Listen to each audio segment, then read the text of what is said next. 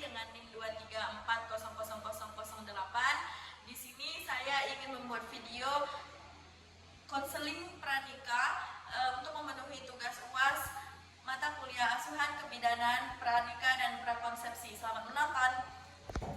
Assalamualaikum. Waalaikumsalam. Adek, silakan masuk, Dek. Kasih, Bu. Silakan duduk ya. Ibu tutup dulu tirainya. Selamat pagi. Ibu. Perkenalkan, saya Bidan Nabila. Saya bidan yang bertugas pada pagi hari ini. Ini dengan adik siapa ya? Saya Martesa, Ibu. Martesa, tujuannya datang ke sini kenapa? Untuk melakukan konseling pranikah, Ibu. Oh, jadi Martesa mau menikah ya berarti ya. Semoga lancar sampai hari H. Kasih. Gimana kabarnya hari ini? Baik, alhamdulillah. Oke, sebelumnya Adek udah pernah belum datang ke sini? Belum. Oke, kalau belum kita isi biodatanya dulu ya. Oke. Tadi namanya Martesa. Ya. Umurnya? 22 tahun, Ibu. Oke, dari suku apa, Dek? Melayu, Ibu. Oke, pendidikan terakhirnya? S1, Ibu. Oke, pekerjaannya sekarang? Sekarang nggak bekerja, Ibu, karena untuk persiapan pernikahan. Oke, alamatnya? Semabung, Ibu. Oke, Adek sebelumnya saya izin menanyakan riwayat penyakit ya. Adek kalau sekarang ini ada riwayat penyakit apa? Nggak ada sih, Ibu. Alhamdulillah nggak ada ya. Kalau riwayat penyakit sistemik seperti penyakit jantung, asma gitu. Nggak ada. Oke, riwayat penyakit keluarga? Kalau keluarga sih nggak ada sih, Ibu. Oke, riwayat operasi belum pernah operasi Belum. ya? Oke, Dek, sebelumnya ini saya mau menjelaskan kontrak waktu ya. Sebelumnya Adek ada kerjaan lain nggak selain ini nantinya? Nggak ada sih, free kali. Free ya. Kontrak waktu kita sekitar 30 menit sampai 1 jam nantinya. Apakah Adek bersedia? Bersedia, Ibu. Oke, nanti di konseling ini kita bukan hanya konseling deh ya, kita nanti ada tindakan yaitu ada pemeriksaan fisik, imunisasi TT dan juga pemeriksaan cake. Setelah itu ada edukasi dan udah kita selesai. Maka Adek bersedia? Bersedia, Ibu. Oke, kalau bersedia kita lanjut ke konseling ya, Dek ya. Sebelumnya tujuan kita melakukan konseling pranikah ini untuk menyiapkan pasangan pengantin, calon pasangan pengantin maksud saya, untuk mempersiapkan fisik, mental dan juga sosialnya untuk menciptakan keluarga yang harmonis, keluarga yang bertanggung jawab nantinya begitu. Adek di sini dalam melakukan konseling ada namanya lembar bolak-balik ya. Ini fungsinya untuk Adek lebih cepat memahami apa yang saya jelaskan nantinya. Adek bisa lihat di sini dan Adek juga bisa dengarkan ya. Oke, kita mulai ya, Dek ya. Pertama, ada pernikahan. Pernikahan adalah akad atau janji nikah yang diucapkan atas nama Tuhan Yang Maha Esa yang merupakan awal dari kesepakatan bagi calon pengantin untuk saling memberi ketenangan, sakinah dengan mengembangkan hubungan atas dasar saling cinta dan kasih, yaitu mawaddah warahmah. Pernikahan adalah awal terbentuknya sebuah keluarga. Selanjutnya, di sini ada hak reproduksi dan seksual ya, Dek ya. Adek tentunya harus memahami bahwa Adek sendiri memiliki hak yang sama dalam memutuskan kapan akan mempunyai anak, berapa jumlah anak, dan jarak kelahiran antara anak pertama, anak kedua, dan anak ketiga. Selanjutnya, Adek berhak mendapatkan informasi yang lengkap tentang kesehatan reproduksi dan seksual serta efek samping obat-obatan, alat dan tindakan medis yang digunakan untuk mengatasi masalah kesehatan reproduksi dan seksual. Selanjutnya, mendapatkan informasi yang mudah, lengkap, dan akurat tentang penyakit menular seksual agar perempuan dan laki-laki terlindungi dari infeksi menular seksual dan infeksi saluran reproduksi, serta memahami upaya pencegahan dan penularannya yang dapat berakibat buruk terhadap kesehatan reproduksi dan seksual bagi laki-laki, perempuan, dan keturunannya. Lalu Adek juga mempunyai hak memperoleh informasi dan pelayanan KB yang aman, efektif, terjangkau, dan dapat diterima sesuai dengan pilihan tanpa paksaan. Selanjutnya, pihak perempuan, Adek tentunya berhak mendapatkan pelayanan kesehatan reproduksi yang dibutuhkan yang memungkinkannya sehat dan selamat dalam menjalani Hubungan suami istri tentunya harus didasari dengan penghargaan terhadap pasangan masing-masing dan dilakukan dalam kondisi dan waktu yang diinginkan bersama tanpa ada unsur paksaan, ancaman, dan kekerasan. Begitu. Oke, jadi kita masing-masing memiliki peranan yang sama dalam memperoleh hak reproduksi tersebut ya. Iya, tentunya ada. Nanti kalau suaminya memaksa, misal adik lagi haid nih ya, misal lagi menstruasi terus dipaksa, adik punya hak kok untuk menolak itu karena itu adalah tidak sehat deh untuk reproduksi adik. Lanjut ya. Di sini ada persiapan pranikah deh. Ya, yang pertama ada persiapan fisik, yaitu pemeriksaan status kesehatan seperti tanda vital, yaitu suhu, nadi, frekuensi nafas, dan juga tekanan darah. Selanjutnya ada pemeriksaan darah rutin seperti ada pemeriksaan HB, lalu ada pemeriksaan darah yang dianjurkan, lalu ada pemeriksaan urin. Begitu. Selanjutnya ada persiapan gizi, peningkatan status gizi calon pengantin terutama perempuan melalui penanggulangan KEK atau kekurangan energi kronis dan anemia gizi besi serta defisiensi asam folat. Ini nantinya kita akan melakukan tindakan juga deh pemeriksaan KEK pada adik apakah adik sudah siap untuk hamil atau tidak. Selanjutnya ada status imunisasi TT. Pencegahan dan perlindungan diri yang aman terhadap penyakit tetanus dilakukan dengan pemberian 5 dosis imunisasi TT untuk mencapai kekebalan tubuh.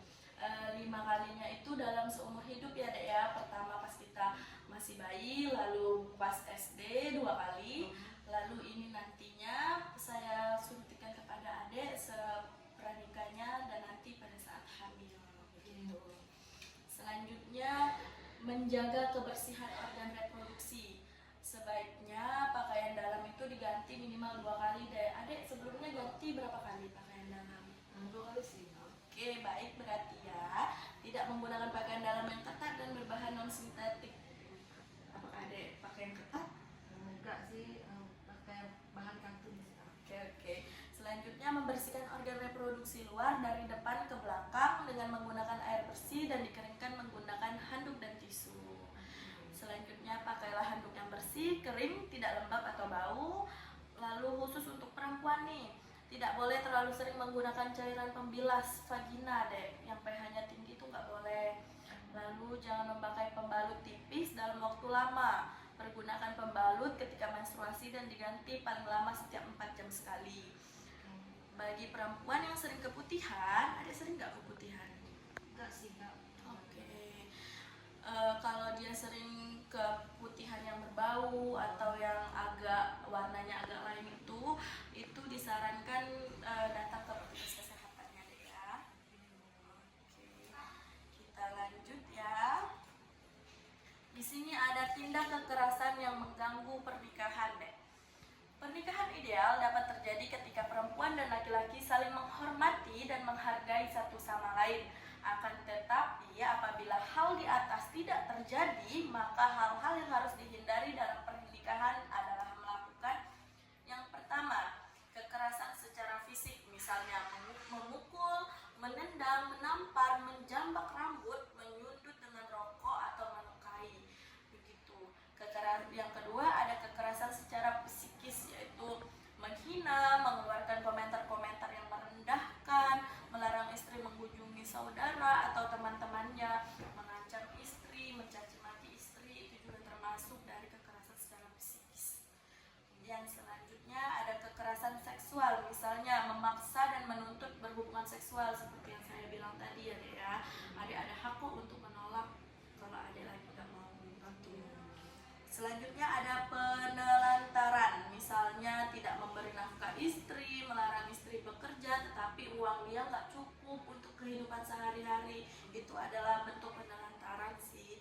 Selanjutnya ada eksploitasi, misalnya memanfaatkan adik, memperdagangkan dan memperbudakkan orang. Lanjut ya. Di sini ada solusi mengatasi tindak kekerasan.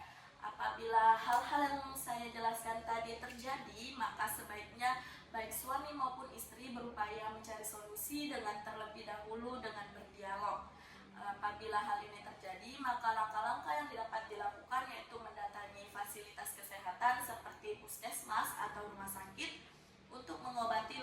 luka yang dialami dan mendapatkan visum dari dokter atas permintaan polisi penyidik. Berarti kita harus lapor polisi.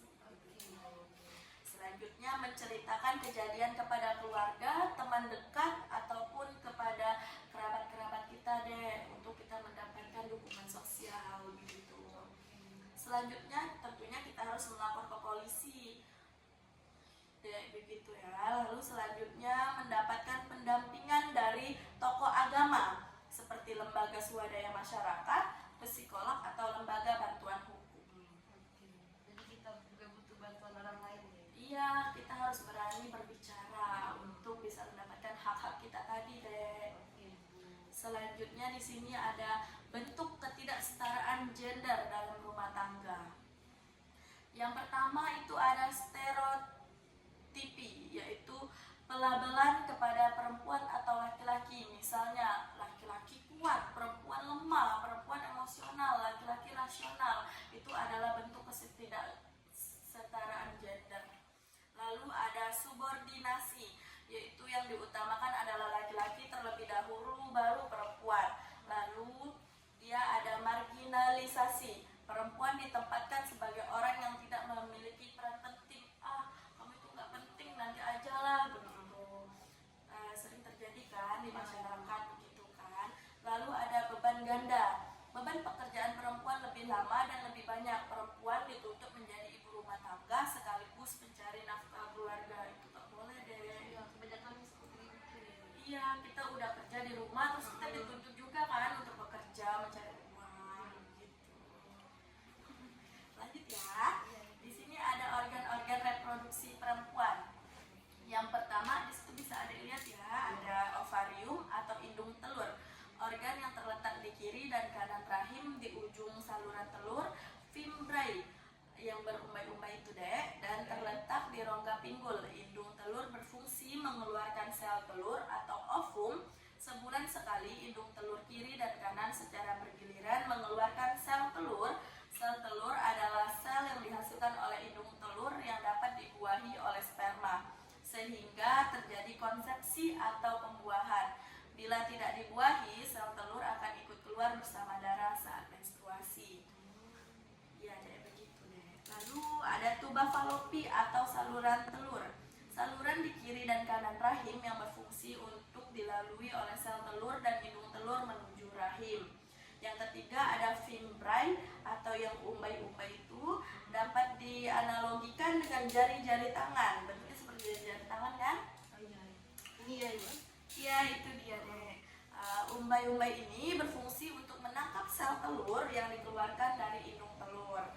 Lalu ada uterus atau rahim deh, merupakan tempat janin berkembang. Bentuknya seperti buah pir dan berat normalnya antara 30 sampai 50 gram.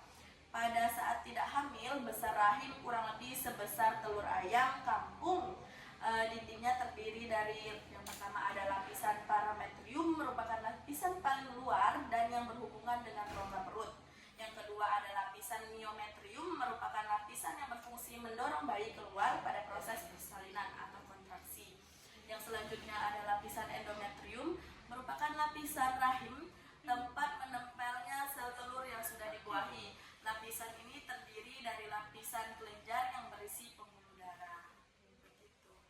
Selanjutnya ada cervix atau leher rahim dek, bagian uterus yang berbatasan dengan vagina. Pada saat persalinan tiba, leher rahim membuka sehingga bayi dapat keluar. Selanjutnya ada vagina atau liang kemaluan, merupakan sebuah saluran berbentuk silinder dengan diameter depan kurang lebih 6,5 cm dan dinding belakang kurang lebih 9 cm yang bersifat elastis dengan berlipat-lipat. Fungsinya sebagai tempat penis, berada saat bersenggama atau saat berhubungan, tempat keluarnya menstruasi dan juga bayi. Selanjutnya ada klistoris atau sering disebut dengan kelentit, merupakan organ kecil yang paling peka rangsangan dibanding dengan bagian-bagian alat kelamin perempuan yang lain. Klistoris banyak mengandung pembuluh darah dan syaraf, makanya dia sensitif begitu. Iya, itu dia benar. Lalu ada labia atau bibir kemaluan, terdiri terdiri dari dua bibir, yaitu ya bibir besar labia majora dan bibir kecil labia minora. Kelihatan kan? Kelihatan. Kita lanjut ya. Selanjutnya kita lanjut ya Dek ya. Ini ada organ reproduksi laki-laki. Ibu jelaskan secara singkat aja ya. Ibu. Yang pertama Ade bisa lihat juga di sini ya, ada gambarnya. Oke. Itu ada testis atau buah zakar berjumlah 2 buah untuk memproduksi sperma setiap hari dengan bantuan testosteron. Selanjutnya ada skrotum, yaitu kantung buah zakar, kantong kulit yang melindungi testis berwarna gelap dan berlipat-lipat. Skrotum adalah tempat bergantungnya testis. Skrotum mengandung otot polos yang mengatur jarak testis ke dinding perut dengan maksud mengatur suhu testis agar relatif tetap. Yang selanjutnya ada vas deferens atau saluran sperma. Saluran yang menyalurkan sperma dari testis ke epididymis menuju ke uretra atau saluran kencing pars prostatica. Vas deferens ini panjangnya kurang lebih 4,5 cm dengan diameter kurang lebih 2,5 mm. Selanjutnya ada prostat, vesicula seminalis dan beberapa kelenjar lainnya. Kelenjar-kelenjar yang menghasilkan cairan air mani yang berguna untuk memberikan makanan pada sperma. Selanjutnya ada penis ya. Penis itu berfungsi sebagai alat senggama atau alat berhubungan dan sebagai saluran untuk pengeluaran sperma dan air seni. Pada keadaan biasa, ukuran penis kecil. Ketika terangsang secara seksual, darah banyak dipompa ke penis sehingga berubah menjadi tegang dan besar, disebut sebagai ereksi. Oke, bagian glans merupakan bagian depan atau kepala penis. Glans banyak mengandung pembuluh darah dan syaraf. Kulit yang menutupi glans disebut foreskin atau preputium. Pada laki-laki, sunat dilakukan dengan cara membuang kulit preputium. Secara medis, sunat dianjurkan karena memudahkan pembersihan penis sehingga mengurangi kemungkinan terkena infeksi, radang, dan juga kanker. Oke, lanjut ya. Kita masuk di kehamilan. Tentunya tujuan kita menikah tentunya ada juga untuk hamil kan Dek? Oke. Kehamilan yang ideal adalah kehamilan yang direncanakan, diinginkan, dan dijaga perkembangannya secara baik. Kehamilan yang tidak diinginkan dapat terjadi bila akibat hubungan seks pranikah atau hubungan sebelum menikah, akibat gagal atau drop out KB, lalu ada pada unmet need atau wanita usia subur yang tidak ingin punya anak tetapi tidak menggunakan alat kontrasepsi. Lanjut. Metode kontrasepsi yang dianjurkan bagi pasangan baru yang ingin menunda kehamilan yaitu ada metode modern jangka pendek. Jenis alat kontrasepsinya seperti pil. Pilnya itu ada pil kombinasi, lalu kalau suntik dia ada progestin kombinasi, dan juga jenis alat kontrasepsinya ada kondom. Lalu metode modern jangka panjang, jenis alat kontrasepsinya yaitu alat kontrasepsi dalam rahim, lalu ada alat kontrasepsi bawah kulit atau implan. Kalau yang dalam bayi itu IUD ya? Iya, IUD begitu. Kalau metode alamiahnya seperti metode jenis alat kontrasepsinya yaitu metode amenorelaktasi atau MAL, lalu pantang berkala atau sistem kalender, lalu ada coitus interruptus atau senggama terputus, lalu ada pengukuran suhu basal dan penilaian lendir vagina. Di sini proses terjadinya kehamilan. Yang pertama, sel telur yang matang dibuahi oleh sperma dalam saluran telur, yaitu tuba falopi. Lalu, sel telur yang telah dibuahi sperma atau embrio menempel di lapisan dalam dinding rahim. Selanjutnya, dalam 120 hari pertama, embrio berkembang mengikuti tahapan kehidupan sel. Lalu selanjutnya memasuki usia kehamilan lebih lanjut, embrio berkembang mengikuti tahapan kehidupan insani menjadi janin atau bayi. Selanjutnya kehamilan umumnya berakhir dengan persalinan setelah 280 hari atau 9 bulan 10 hari. Oke. Selanjutnya ada tanda-tanda kehamilan nih Dek. Yang pertama, kalau kita tes kehamilan positif atau kalau kita tes spektrum hasilnya ada garis 2 positif begitu. Lalu tidak mendapat menstruasi atau haid sebagaimana biasanya atau telat menstruasinya. Lalu timbul rasa mual, muntah-muntah dan pusing terutama pada pagi hari serta sering buang air kecil. Lalu ada tidak nafsu makan, kadang-kadang mengidam atau menginginkan makanan yang jarang ada atau tidak pernah dimakannya begitu. Pada usia kehamilan lebih lanjut dengan alat tertentu dapat terdengar detak jantung janin. Di sini ada cara menghitung usia kehamilan Dek. Misalnya nih, hari pertama haid terakhirnya itu 8 Juni 2009. Diperiksa positif hamilnya 14 Juli 2009 ya. Lalu umur kehamilannya itu antara waktu 8 Juni 2009 sampai 14 Juli 2009. Diprediksi itu 36 hari atau sekitar 5 minggu. Oh, jadi terakhir menstruasi ya? Iya, terakhir menstruasinya dihitung. Lalu cara menentukan taksiran persalinan Dek. Rumusnya itu tanggal ditambah 7, bulan dikurang 3, tahun ditambah 1. Contohnya, hari pertama haid terakhir itu 8 Juni 2009. Maka waktu persalinan diperkirakan tanggalnya itu 8 ditambah 7 sama dengan 15. Bulannya 6 dikurang 3 sama dengan 3. Tahun 2009 ditambah 1 yaitu 2010. Jadi diperkirakan melahirkan pada tanggal 15 Maret 2010. Begitu. Lanjut, di sini ada memeriksakan kehamilan. Pemeriksaannya itu yaitu timbang berat badan dan ukur tinggi badan, pengukuran tekanan darah ibu, nilai status gizi, ukur lila tadi yang di awal saya jelaskan. Lalu ada pengukuran janin atau pengukuran tinggi fundus uteri.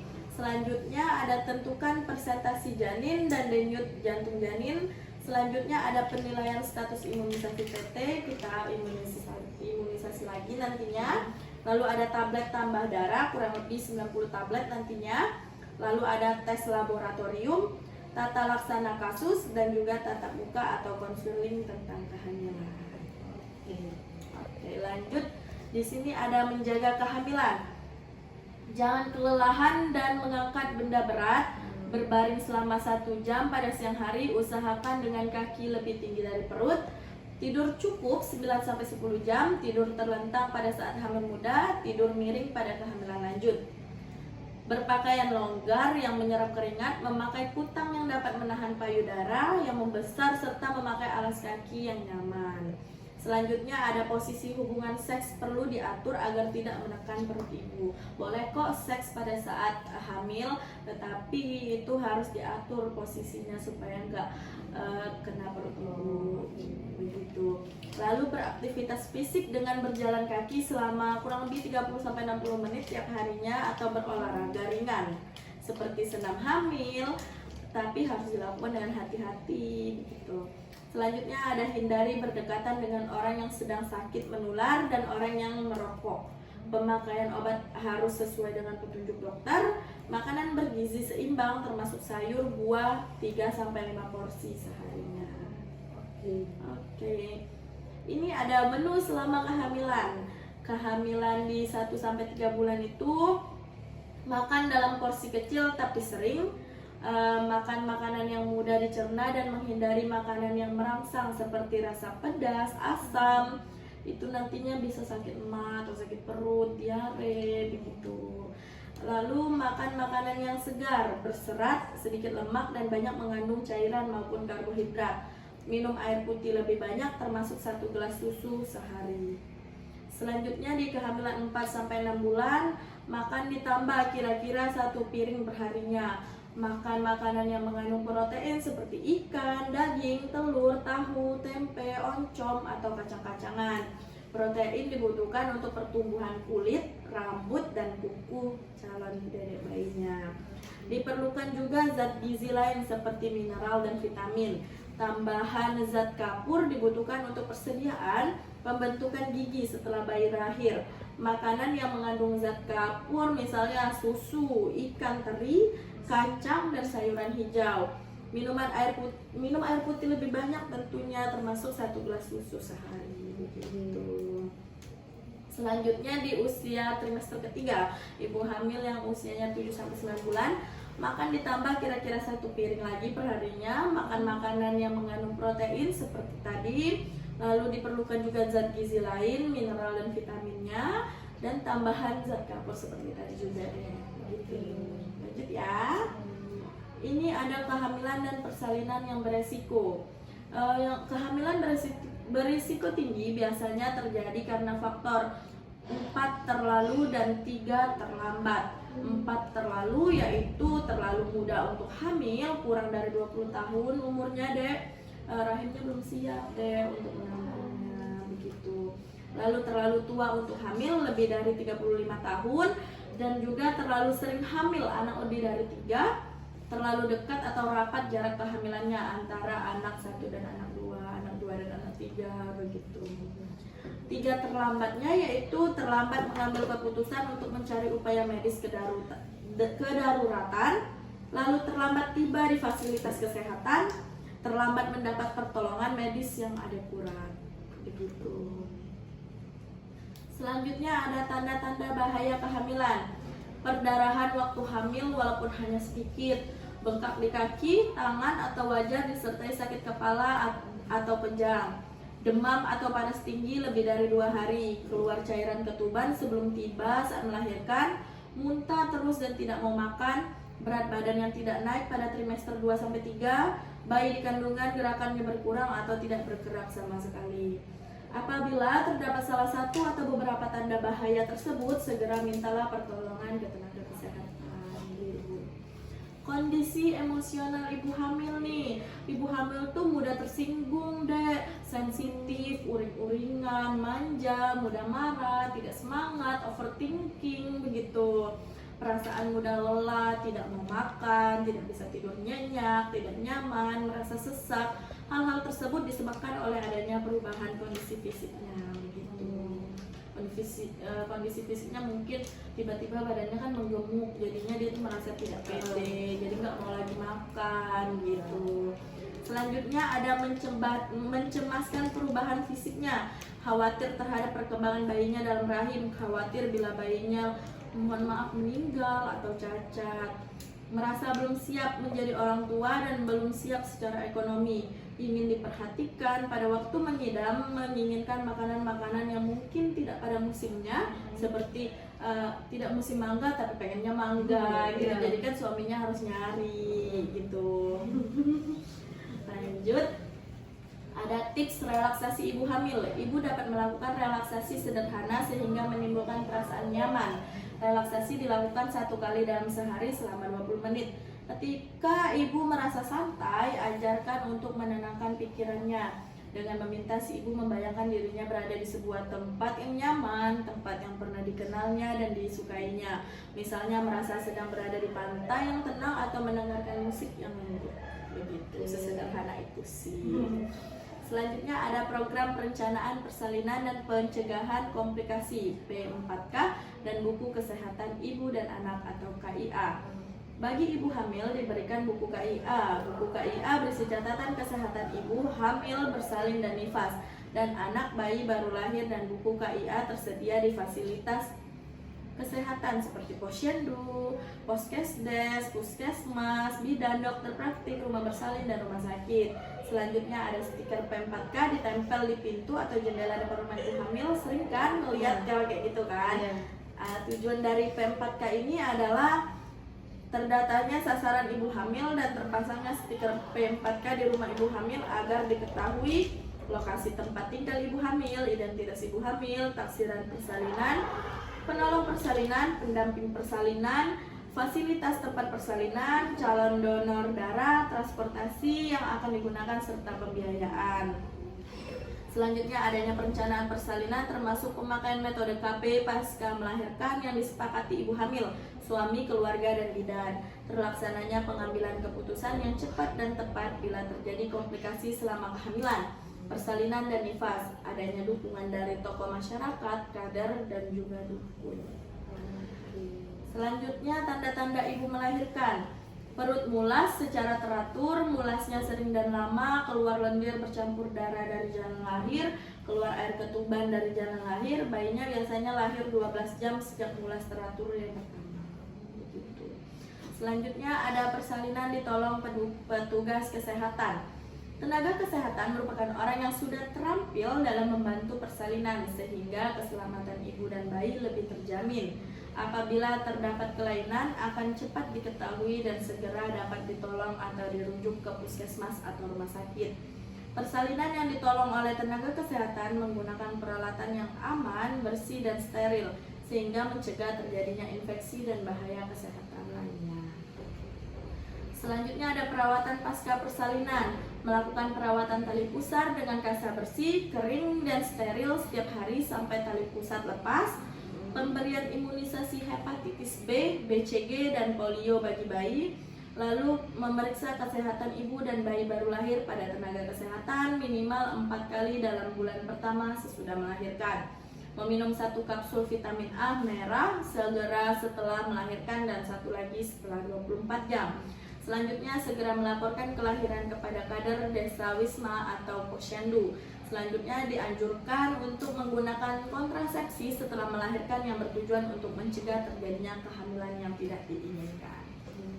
Selanjutnya ada inisiasi menyusui dini dan ASI eksklusif, yaitu ada IMD, ini inisiasi menyusui dini, yaitu bayi mulai disusui segera setelah dilahirkan tanpa dibersihkan terlebih dahulu. Langsung? Iya, dia langsung disusui gitu pada ibunya. Lalu yang kedua ada pemberian ASI secara eksklusif, adalah bayi hanya diberi ASI saja tanpa tambahan makanan yang diberikan selama 6 bulan. Lalu ada pemberian ASI dianjurkan tetap diberikan sampai usia 2 tahun. Selanjutnya ada manfaat dari pemberian ASI, mengandung zat gizi yang bernilai sangat tinggi baik dalam jumlah maupun mutu yang diperlukan untuk pertumbuhan serta perkembangan bayi dan anak, termasuk dalam pembentukan imun pada tubuh bayi. Selanjutnya dapat membantu pertumbuhan gigi dan bentuk rahang bayi secara sempurna. Lalu ada mudah direncana dan diserap oleh tubuh bayi. Lalu mempunyai suhu yang sesuai untuk bayi dan anak serta selalu bersih dan segar. Selanjutnya bagi ibu, pemberian ASI dapat membantu mengencangkan rahim yang berarti akan mengurangi pendarahan. ASI eksklusif dapat mencegah kehamilan.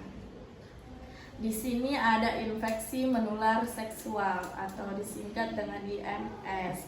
Yang pertama itu ada gonore, yaitu kencing nanah. Gejala pada laki-lakinya itu suhu tubuh uretra, kenyal, putih, kekuningan atau kuning. Lalu gejala pada perempuannya seringkali tanpa gejala. Bila ada tubuh putih atau kuning, pertama di daerah mulut, perlu pemeriksaan dalam. Pencegahannya yaitu tidak berhubungan intim, setia pada pasangan, dan menggunakan kondom. Lalu yang kedua ada sifilis atau raja singa, orang sering sebutnya deh.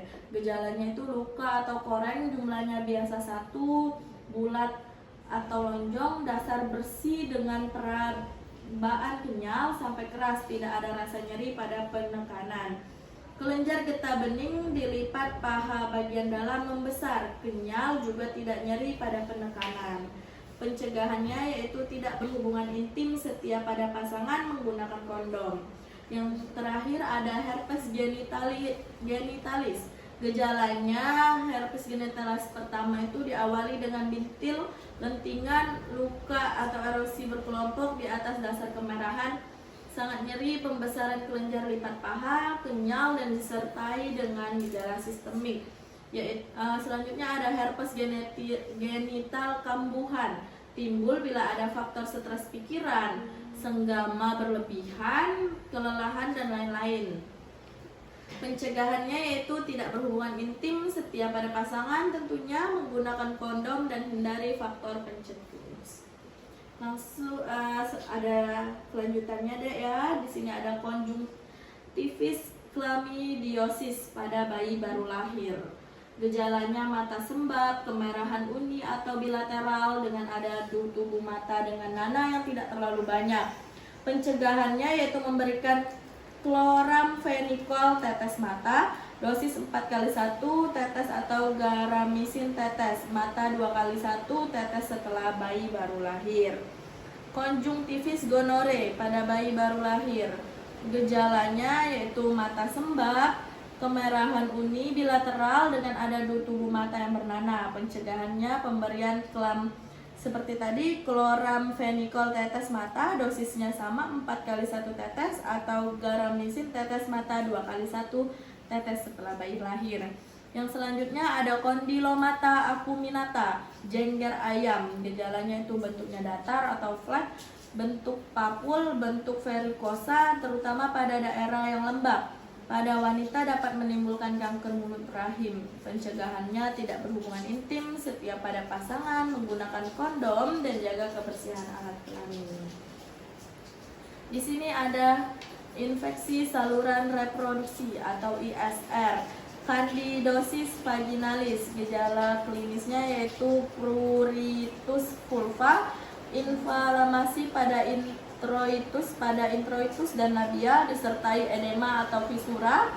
Tubuh vagina bergumpal, putih, kadang-kadang dapat kental atau kekuningan, pH-nya kurang lebih dari 4,5. Komplikasinya kulit sekitar vulva lecet. Pencegahannya jaga kebersihan alat kelamin.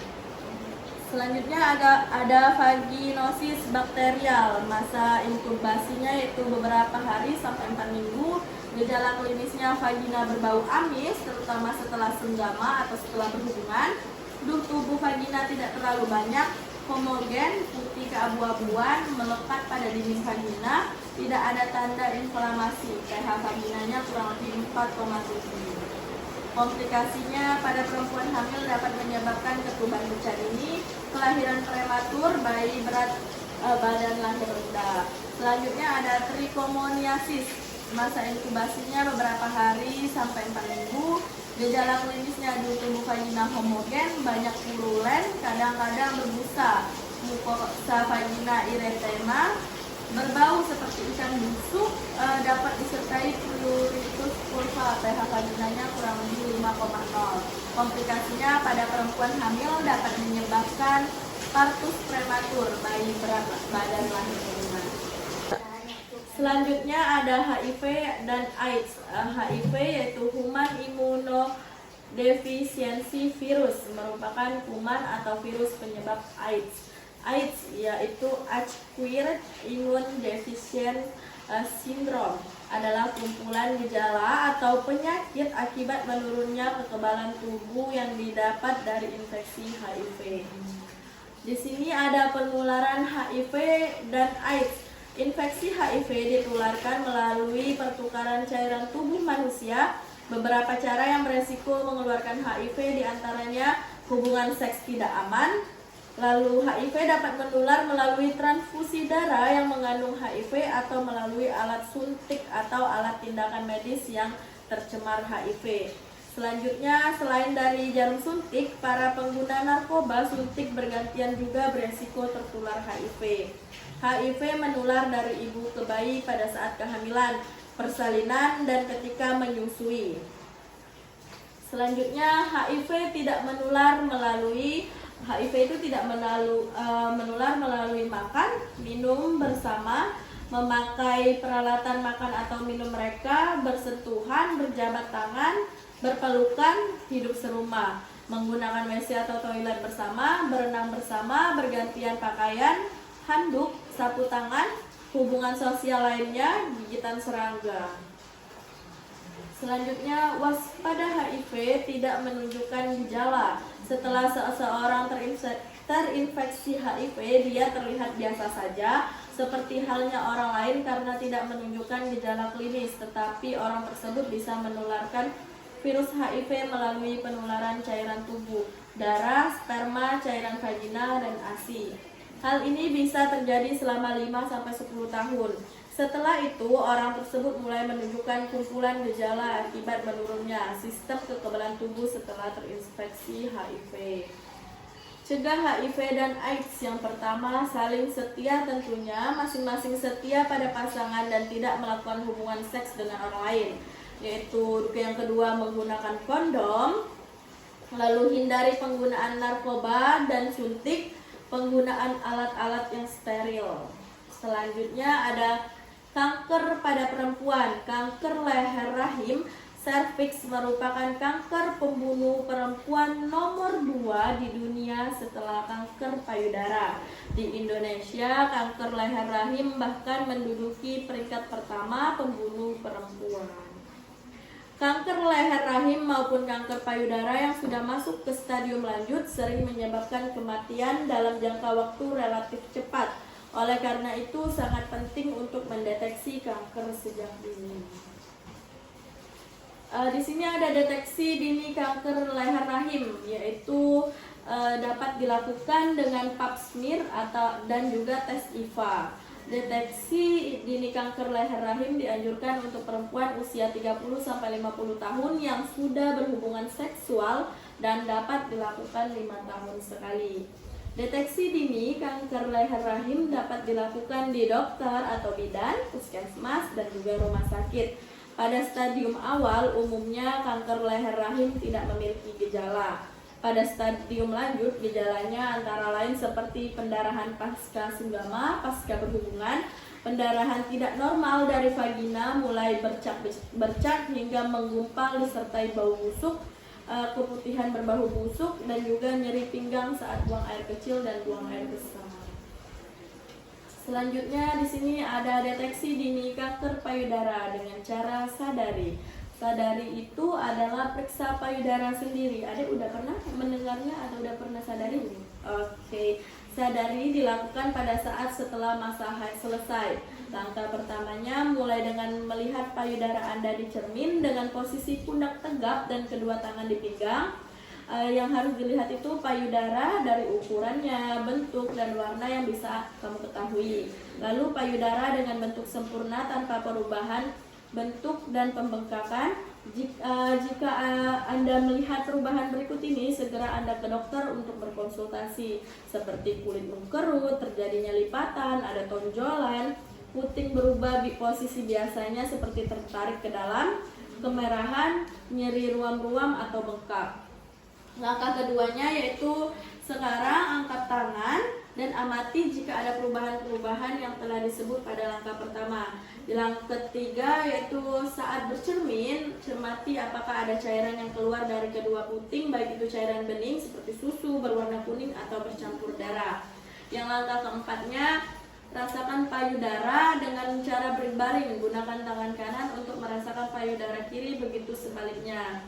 Gunakan pijatan pelan namun mantap tapi bukan keras dengan 3 ujung Anda, telunjuk, tengah, dan manis. Jaga posisi ujung jari datar terhadap permukaan payudara. Gunakan gerakan memutar, sekali putaran mencakup 1/4 bagian payudara.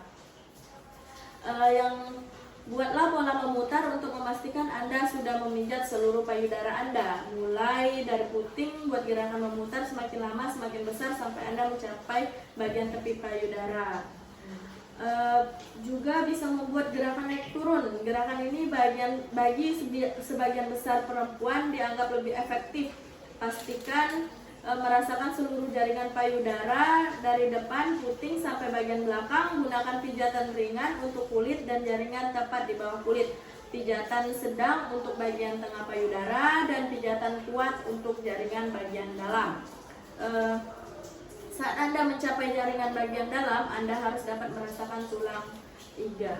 Langkah kelimanya, terakhir, rasakan payudara Anda saat berdiri atau duduk atau saat mandi, karena bagi sebagian perempuan, mereka merasa lebih mudah memijat saat kulit payudara dalam keadaan basah dan licin. Lakukan dengan gerakan yang sama seperti dijelaskan dalam langkah 4. Selanjutnya ada kehidupan seksual suami istri.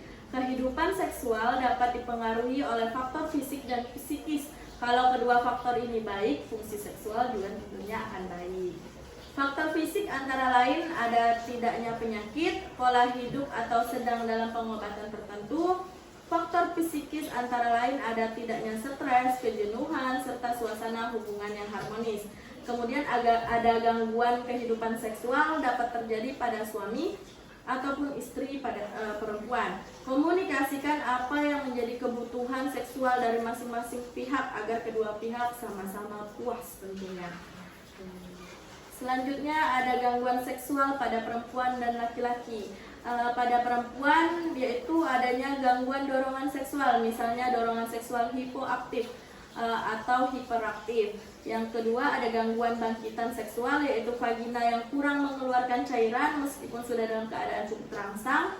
Yang ketiga ada rasa sakit atau tidak nyaman di kelamin dan sekitarnya setiap kali berhubungan seksual. Selanjutnya tidak bisa atau sulit untuk mencapai orgasme saat berhubungan seksual.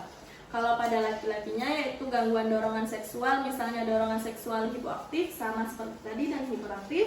Disfungsi ereksi, hal ini dapat disebabkan oleh faktor fisik, misalnya karena menderita diabetes, atau faktor psikis, misalnya karena stres atau capek. Gangguan ejakulasi yaitu ejakulasi dini atau justru ejakulasi yang terhambat. Gangguan orgasme yaitu tidak bisa merasakan orgasme.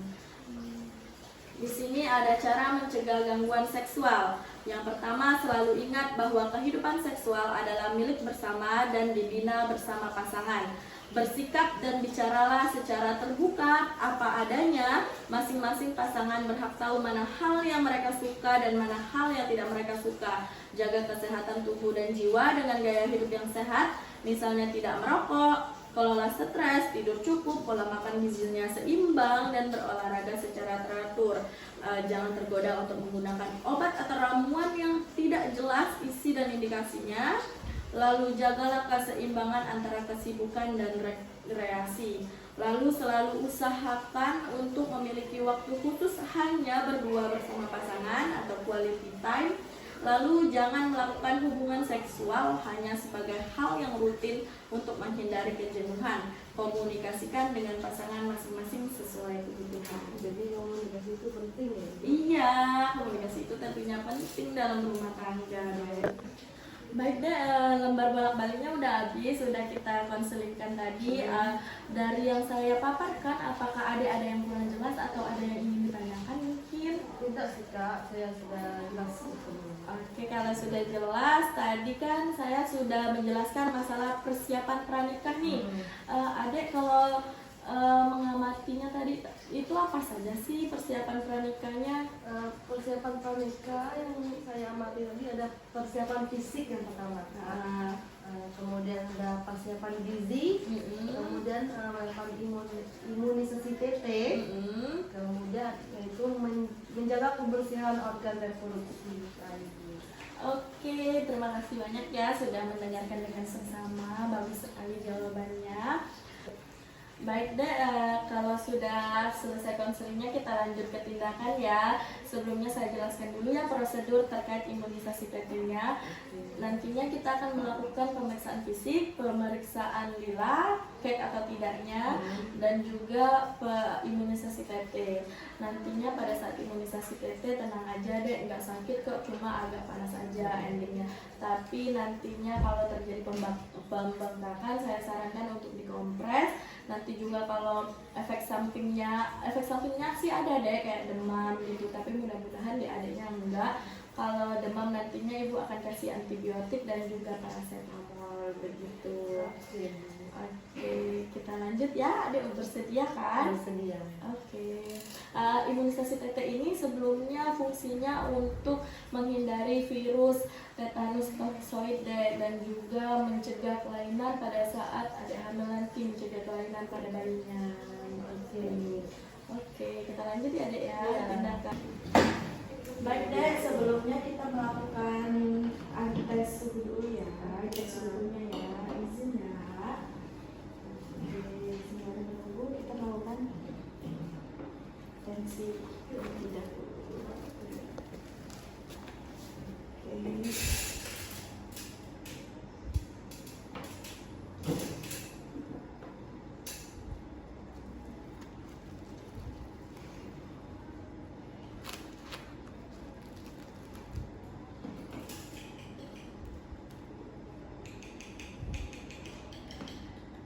Izin ya.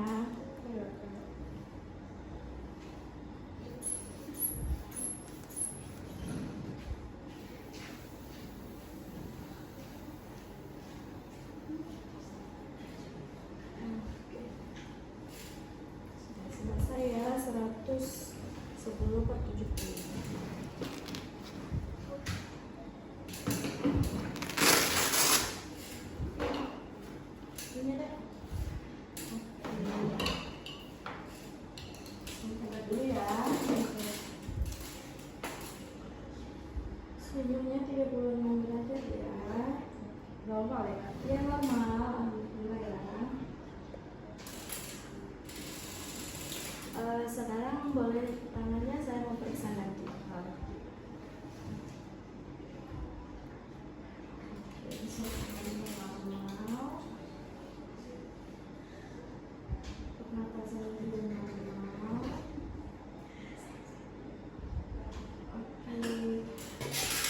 Oke deh, kita lanjut pemeriksaan nilai ya dek ya. Izin sebelumnya ada kidal nggak? Enggak. Oke, berarti cuma dua tangannya, tangannya gini ada ya. Izin ya dek. Kita melakukan pemeriksaan nilainya dulu. Di sini 30, berarti dia di 15. Izin ya. Ke atasin. Ini bajunya agak tebal ya. Nanti hasilnya saya kurangin setengah. Oke Kak. Ini ada di 35, berarti nantinya dia 34,5. Terus dulu ya. 5, 34. Berarti ada di ya, kita lanjut ke suntik nanti ya. Oke. Tunggu bentar ya dek ya. Iya Bu.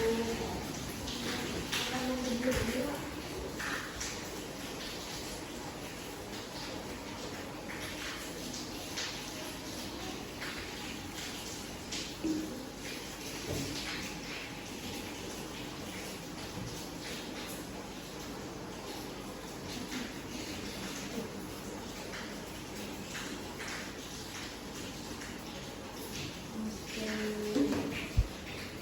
Ini nanti ada tarik nafas ya, saya lakuinnya. Izin ada ya.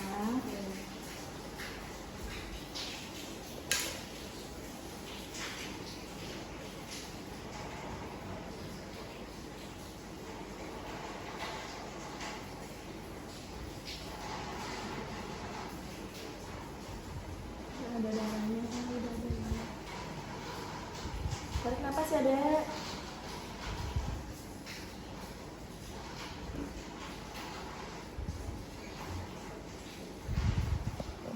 Oke, udah selesai.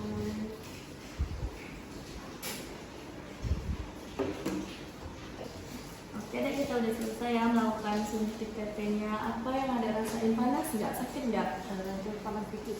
Oke, saya jelasin dulu ya. Tadi udah saya jelasin sebelumnya kan efek sampingnya itu mungkin terjadi demam, tapi insya Allah ada yang gas ya, insya Allah. Nantinya ibu wanti-wanti dengan ngasih antibiotik sama paracetamol ya. Kalau terjadi pembengkakan nantinya bisa ada kompres sendiri di rumah. Ini tadi berat badan ada 70 kg, suhunya 36 derajat normal, tensinya juga 110/70 normal, pernapasannya normal, nadinya normal, dan nilainya 34,5, berarti ada yang baik. Oke, setelah ini adek bisa lanjut ke KUA langsung ya. Iya Ibu. Oke, adek hati-hati di jalan ya. Semoga acaranya lancar lucu ya adek ya sampai hari H. Terima kasih Ibu. Oke, mari saya antarkan ke depan.